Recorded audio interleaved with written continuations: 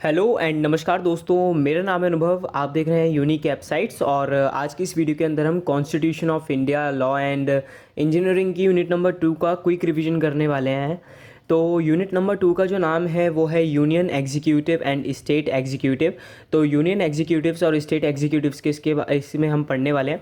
तो सबसे पहले टॉपिक जो होता है वो आता है हमारा राज्यसभा से। राज्यसभा किसको बोलते हैं? काउंसिल ऑफ स्टेट्स, क्योंकि इसके अंदर जितने भी स्टेट्स के मिनिस्टर्स होते हैं वो सारे के सारे इंक्लूडेड होते हैं। इसे अपर हाउस बोलते हैं पार्लियामेंट का। इसके अंदर 250 से ज़्यादा 250 मेंबर से ज़्यादा नहीं होते हैं। 238 मेंबर्स जो होते हैं वो स्टेट को या फिर यूनियन टेरिटरीज़ को शो करते हैं, जबकि 12 मेंबर्स जो होते हैं वो नॉमिनेटेड किए जाते हैं प्रेसिडेंट के द्वारा। फिर उसके बाद एक्चुअल जो स्ट्रेंथ होती है वो 240, जो एक्चुअल स्ट्रेंथ है इस टाइम प्रेजेंट में वो 245 मेंबर्स की है। और ये परमानेंट बॉडी होती है। इसके अंदर कोई भी ये नहीं होता कि टेम्प्रेरी बॉडी होती है 5 साल बाद वो हो जाएगी, ख़त्म हो जाएगी, ऐसा कुछ नहीं होता है। परमानेंट बॉडी है ये। Member with full term retain membership of 6 years. जो मेंबर्स होते हैं इसके वो परमानेंट जो मेंबर्स फुल टर्म में जो रहते हैं उनकी मेंबरशिप 6 साल की होती है, लेकिन वो एलिजिबल होते हैं री इलेक्शंस के लिए। फिर उसके बाद हम जंप करते हैं पावर्स की तरफ। तो पावर्स क्या क्या होती हैं? तो इसके अंदर लेजिस्लेटिव पावर्स होती हैं, फाइनेंशियल पावर्स होती हैं। लेजिस्लेटिव मतलब हुक्म वगैरह। फाइनेंशियल पावर्स ये वीक हाउस होता है। इसके अंदर सिर्फ और सिर्फ बिल प्रेजेंट हो सकता है। और बिल भी प्रेजेंट कब होता है? जब वो लोकसभा से आ जाता है। पहले लोकसभा में होता है, फिर फाइनेंशियल इसमें आता है राज्यसभा में। फिर आता है एग्जीक्यूटिव पावर्स। इसके अंदर हम जो इसके अंदर vote of no confidence motion इसके अंदर लागू हो जाता है। अमेंडमेंट होता है कि जो अमेंडमेंट बिल है, कोई भी बिल है उसको हम पास करवाना है तो 2/3 मेजोरिटी चाहिए होती है राज्यसभा और लोकसभा से। ठीक है। इलेक्ट प्रेसिडेंट, यहाँ पे इलेक्टोरल पावर्स होती हैं, वो इलेक्ट कर सकते हैं प्रेसिडेंट को और डिप्यूटी चेयरमैन को। फिर उसके बाद आती है हम जुडिशियल पावर पे। जुडिशियल पावर के अंदर इम्पीच कर सकता है प्रेसिडेंट को हटा सकते हैं ओहदे से। रिमूव जज of supreme court, high court. Charge against vice president के अगेंस्ट हम चार्ज कर सकते हैं, रिमूव कर सकते हैं किसी भी हाई ऑफिसर को। अटॉर्नी जनरल को हटा सकते हैं, कंट्रोलर को हटा सकते हैं, ऑडिटर जनरल को हटा सकते हैं। और इन सब के खिलाफ ये जितने भी हाई कमीशंस लिखे हुए हैं इन सब के खिलाफ हम एक्शंस ले सकते हैं राज्यसभा के अंदर। फिर आता है मिसलेनियस पावर्स। मिसलेनियस पावर्स की मतलब कि जैसे कि ज्यूरिडिक्शन चेंज कर सकती है सुप्रीम कोर्ट या फिर हाई कोर्ट का, अप्रूव कर सकती है ऑर्डिनेंस बाय द प्रेसिडेंट। फिर उसके बाद आता है 2 special power of Rajya Sabha. 2 special powers होती है। The power to declare a subject of state list as subject of nation importance. और दूसरी पावर होती है power in respect of creation और abolition of all India services. फिर हम आते हैं सबसे इंपॉर्टेंट डिफरेंस पे, जिसका नाम है लोकसभा और राज्यसभा के डिफरेंस में। तो सबसे पहले ये हाउस ऑफ पीपल है। इसके अंदर जो पब्लिक होती है वो इंक्लूडेड होती है। इसके अंदर काउंसिल ऑफ स्टेट्स होती हैं। इसके अंदर 5 ईयर का टेन्योर होता है, लेकिन ये परमानेंट बॉडी होती है। ये हेडेड बाय स्पीकर होती है। जो भी स्पीकर होता है वो हेड करता है इसको, लेकिन इसको कौन हेड करता है? वाइस प्रेसिडेंट हेड करता है। इसकी मिनिमम एज 25 ईयर्स होती है, इसकी मिनिमम एज 30 ईयर्स होती है। इसके अंदर 552 मेंबर्स होते हैं और इसके अंदर 250 मेंबर्स होते हैं। फिर हम आगे जंप करते हैं तो इसके अंदर आता है power and functions of president of India.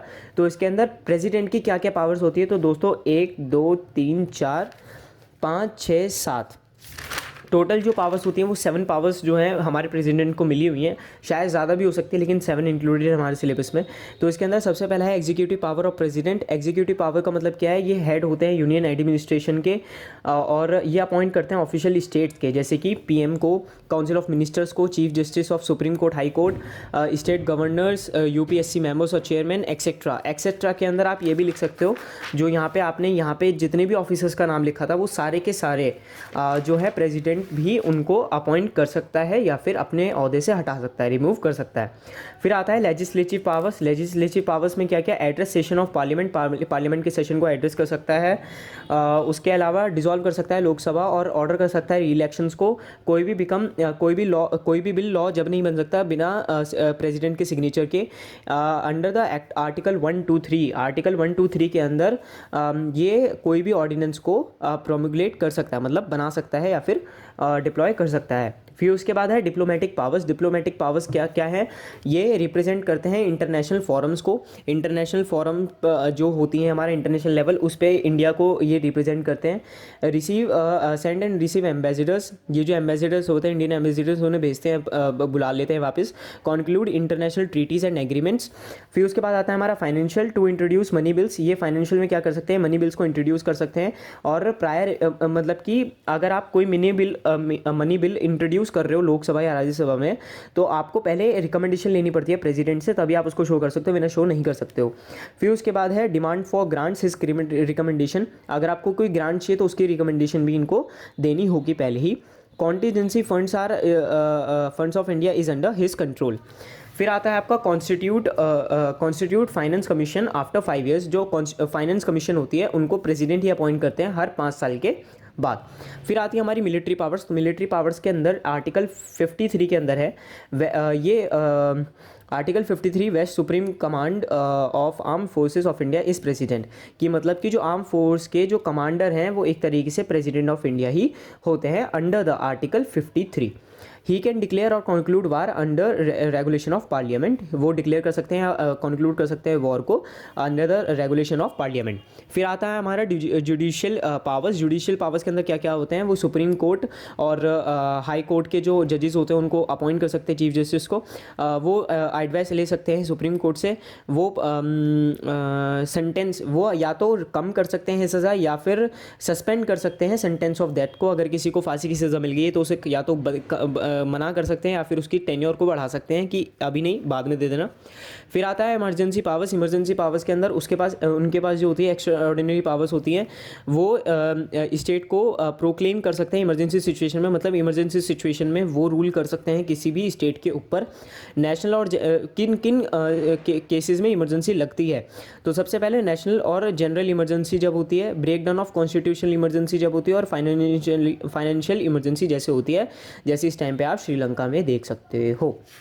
फिर आती है हमारी आगे इंडियन एंड यूएसए प्रेसिडेंट का डिफरेंस, ये भी इंपॉर्टेंट है। तो इंडियन प्रेसिडेंट जो होते हैं वो इलेक्ट किए जाते हैं मेंबर ऑफ पार्लियामेंट के थ्रू, लेकिन ये पीपल के थ्रू किए जाते हैं यूएसए के प्रेसिडेंट। फिर उसके बाद जो इंडियन कॉन्स्टिट्यूशन है setup parliamentary system in which all executive powers are exercise by council of ministers which is responsible to parliament. तो उसके अंदर क्या कहना है कि इंडियन कॉन्स्टिट्यूशन के अंदर एक सेटअप ऐसा बनाया गया है कि पार्लियामेंट्री सिस्टम है, मतलब एक हिरार्की है, ठीक है। ये नहीं है कि सारी की सारी पावर्स प्रेसिडेंट को दे दी, अब प्रेसिडेंट हेड हो गया, अब जो वो बोल रहा है वो हुक्म है, ऐसा नहीं है। इंडिया के अंदर एक हिरार्की बनी हुई है, अगर कोई चीज़ डिनाई होगी तो वो डिनाई ही हो जाएगी, ठीक है। अगर पार्लियामेंट में डिनाई होगी तो वो डिनाई होगी, चाहे वो प्रेसिडेंट आ जाए, प्राइम मिनिस्टर आ जाए, अगर वो डिनाई है तो डिनाई है। लेकिन अमेरिका में क्या है, अमेरिकन कॉन्स्टिट्यूशन के अंदर क्या है कि जो जितनी भी एग्जीक्यूटिव पावर्स है वो सारी की सारी प्रेसिडेंट के पास है। तो अगर प्रेसिडेंट ने कह दिया अटैक तो अटैक, मतलब जो भी कह दिया वो हुक्म है उनका।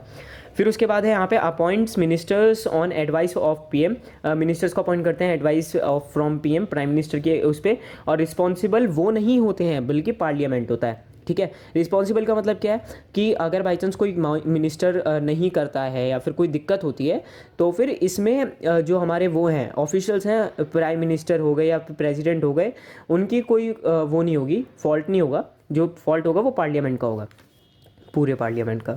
फिर आता है आपका ये अपने मिनिस्टर्स को खुद चूज़ करते हैं, नॉमिनेट करते हैं और रिस्पॉन्सिबल होते हैं खुद ही, ठीक है। फिर उसके बाद इनका जो ऑफिस होता है ये 5 साल का होता है और एलिजिबल होते हैं री इलेक्शंस के लिए एनी नंबर ऑफ टाइम्स, मतलब इनफाइनाइट टाइम्स आप प्रेसिडेंट ऑफ इंडिया बन सकते हो, ठीक है। लेकिन इनका क्या होता है, इनका ये 4 साल का इनका टेन्योर होता है और ये ओनली एक बार इलेक्शंस के अंदर खड़े हो सकते हैं, एक बार और इलेक्शंस के अंदर खड़े हो सकते हैं, मतलब एक इंसान के पास 2 चांसेस होती है प्रेसिडेंट बनने की, ठीक है। ओके। फिर आता है power and function of prime ministers. Prime minister की फंक्शंस और पावर्स भी बहुत इंपॉर्टेंट हैं। तो इसके अंदर है head of government and country, government और कंट्री का हेड होता है, appoint by president after party wins elections and nominates candidates for post, कि जब पार्टी जीत जाती है तो प्रेसिडेंट जो होते हैं वो अपॉइंट करते हैं और नॉमिनेट करते हैं कैंडिडेट के लिए फॉर द पोस्ट, ठीक है। पावर्स क्या क्या होती है, लीडर होते हैं कंट्री के, पोर्टफोलियो एलोकेशन होता है कि इंडिया कैसी इमेज बनेगी वो सब, चेयरमैन ऑफ कैबिनेट और official representative of country, link between president and cabinet, head होते हैं, किस किस के हेड होते हैं, नीति आयोग के हेड होते हैं, department of atomic energy, space energy, nuclear energy और भी पता नहीं क्या क्या, तो इन सब के ये हेड होते हैं, ठीक है। चीफ एडवाइज़र होते हैं ये देश के। फिर आता है आपका अपॉइंटमेंट ऑफ जजेस। दोस्तों आगे बढ़ने से पहले प्लीज़ हमारे चैनल यूनिक वेबसाइट्स को आप सब्सक्राइब कर दीजिए, लाइक कर दीजिए, वीडियो को शेयर कर दीजिए अपने दोस्तों को और बेल आइकन को ज़रूर दबा दीजिएगा। मुझे कमेंट सेक्शन में बताइए अगर कोई डाउट है और नेक्स्ट वीडियो किस टॉपिक पे चाहिए, प्लीज़ मुझे जल्दी से बताइए। और इसके अंदर भी दोस्तों मैंने कोई भी एक्स्ट्रा पार्ट नहीं बताया, जो सबसे ज़्यादा एग्जाम्स में पूछा जाता है मैंने वही बताया है, टाइम वेस्ट नहीं करना है हम लोगों को। ठीक है। चलिए डिस्ट्रिक्ट कोर्ट, सबसे पहले डिस्ट्रिक्ट कोर्ट का देख लेते हैं। डिस्ट्रिक्ट कोर्ट के अंदर सबसे पहले क्वालिफिकेशंस देख लेते हैं। क्वालिफिकेशंस क्या क्या चाहिए होते हैं? अंडर आर्टिकल 233, इसका क्वालिफिकेशन जो अपॉइंटमेंट होता है वो किसके अंडर होता है? आर्टिकल 233 के अंडर होता है। फिर उसके बाद इसके क्वालिफिकेशंस क्या है कि वो एडवोकेट होना चाहिए 7 साल या उससे ज़्यादा के लिए, वो किसी भी अदर सर्विस या फिर यूनियन स्टेट के लिए काम नहीं करना चाहिए, उसे रिकमेंडेशन मिलनी चाहिए हाई कोर्ट से, इतना ही।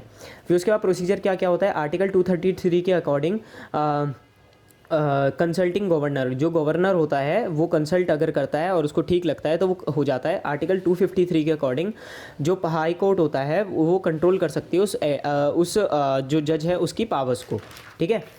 फिर उसके बाद हम आते हैं हाई कोर्ट के ऊपर। तो हाई कोर्ट के अंदर क्या होता है? सबसे पहले क्वालिफिकेशंस, इसके अंदर कौन सा आर्टिकल यूज़ होता है? 217। तो इसके अंदर कौन सा हो रहा था? 233, और इसके अंदर हो रहा है आर्टिकल 217। तो इसके अंदर सबसे पहले सिटीज़न होना चाहिए इंडिया का। दूसरा पॉइंट है हमारा, should have held a judicial office in territory of India for at least 10 years. 10 साल के लिए किसी भी टेरिशियल जो जुडिशियल ऑफिस है उसके अंदर काम करना चाहिए। एडवोकेट होना चाहिए हाई कोर्ट के अंदर, और एटलीस्ट 10 साल का एक्सपीरियंस उसके पास होना चाहिए। फिर उसके बाद आता है प्रोसीजर। तो प्रोसीजर के अंदर according to 217, according to article 217, by warrant of president his and his seal, मतलब कि जो वारंट होता है प्रेसिडेंट का और उनकी जो वो होती है ना मोहर, सील जो होती है, वो नीडेड होती है। फिर उसके बाद होती है appointment can be done only after consulting the chief justice and governor. फिर उसके बाद आती है other than chief justice can be done after consulting the chief justice of high court. उसे अदर चीफ जस्टिस के करने के बाद, मतलब यहाँ पे ये सब होने के बाद जो चीफ जस्टिस होते हैं हाई कोर्ट के, उनसे भी अप्रूवल चाहिए होता है, ठीक है। कंसल्ट करना होता है एक तरीके से, आपको वो भी कह सकते हो।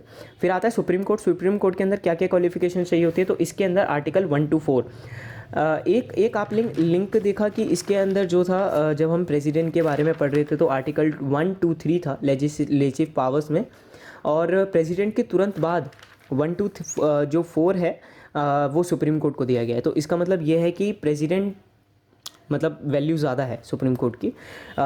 सिलेबस के मैं आपको बता रहा हूँ, ये एक आप लॉजिक लिख सकते हो अपने एग्जामिनेशंस के अंदर। फिर आता है qualification in article 1 to 4। Requirements क्या क्या होती है? सिटीज़न होना चाहिए इंडिया की, 65 ईयर्स से एज ज़्यादा नहीं होनी चाहिए, जज होना चाहिए एक या एक से ज़्यादा हाई कोर्ट के अंदर कंटिन्यूसली फॉर 5 ईयर्स, ठीक है, ये भी हो जाएगा। फिर उसके बाद advocate in high court for at least 10 years, ठीक है। Jurist in the opinion of president, jurist मतलब कि जो इंसाफ करने वाला होना चाहिए प्रेसिडेंट की नज़र में, ऐसी इमेज होनी चाहिए आपकी, ठीक है। प्रोसीजर क्या क्या है? आर्टिकल 1 to 4 के according deals with the appointment of chief justice, chief justice का जो है आपका अपॉइंटमेंट होता है।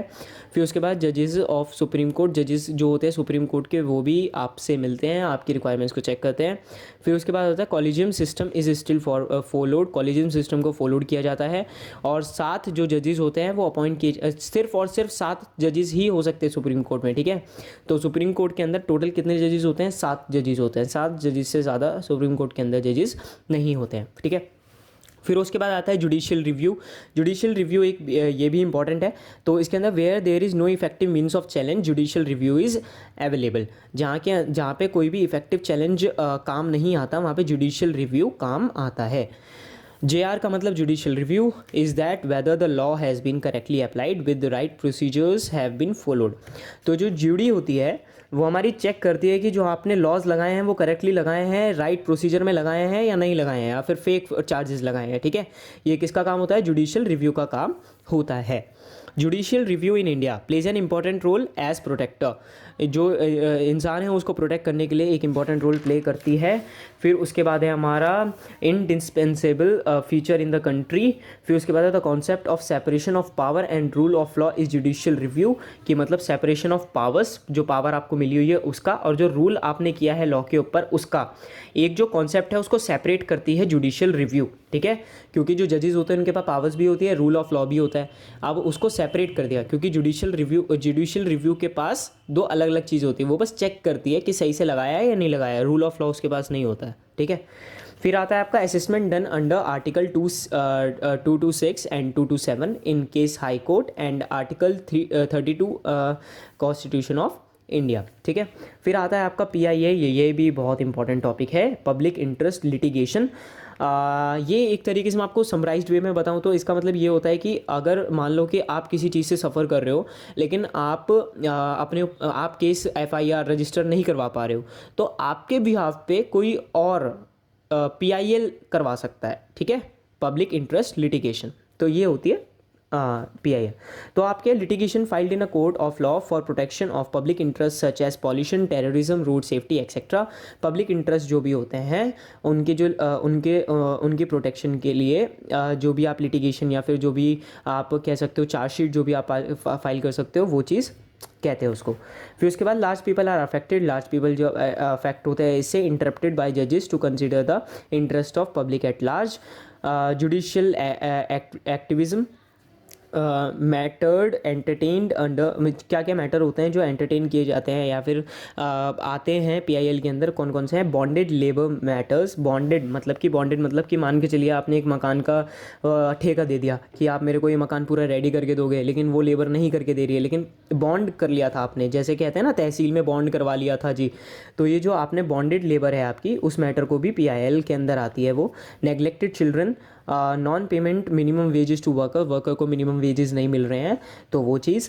और एट्रोसिटीज़ ऑन वुमेन की, मतलब वुमेन के ऊपर अत्याचार वगैरह। और environmental protection and disturbance of ecological balance.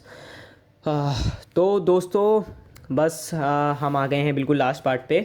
Significance, maintain rule of law, justice to poor and the marginalized, human rights react to those who denied rights, ठीक है। मतलब कि ह्यूमन राइट्स जो ह्यूमन राइट्स मतलब कि यहाँ पे क्या है कि ह्यूमन राइट्स जिसके छीन गए हों उनको भी राइट्स दिलाने में ही हेल्प करती है। जस्टिस टू ऑल, और help in prison, asylums, protective homes etcetera. तो दोस्तों यार प्लीज़ इस गरीब के चैनल को आप सब्सक्राइब कर दो यार, बहुत दुआ लगेंगी आपको। बहुत मेहनत से ये सारी चीज़ें मैंने बनाई और आपको एक्सप्लेन करी है। प्लीज़ मुझे कमेंट सेक्शन में ज़रूर बताना है आपको हेल्पफुल है या नहीं है। और unit number 3 is under production. Unit number 3 आप तक जल्द पहुँचेगी, तो प्लीज़ चैनल को सब्सक्राइब कर दो यार, बेल आइकन को दबा दो, जिससे जैसे ही वीडियो डले आपके पास तुरंत नोटिफिकेशन आ जाएगी बिना किसी दिक्कत के, ठीक है। तुरंत नोटिफिकेशन आ जाएगी, नोटिफिकेशन के ऊपर क्लिक कर दें, यूनिट नंबर 3 स्टार्ट हो जाएगी आपकी। तो चलिए हम मिलते हैं आपसे नेक्स्ट वीडियो में, जब तक के लिए all the best for examination. बिल्कुल सर के ऊपर exam, so all the best. हम मिलते हैं नेक्स्ट वीडियो में। जय हिंद, जय Bharat. Thanks for watching unique app sites.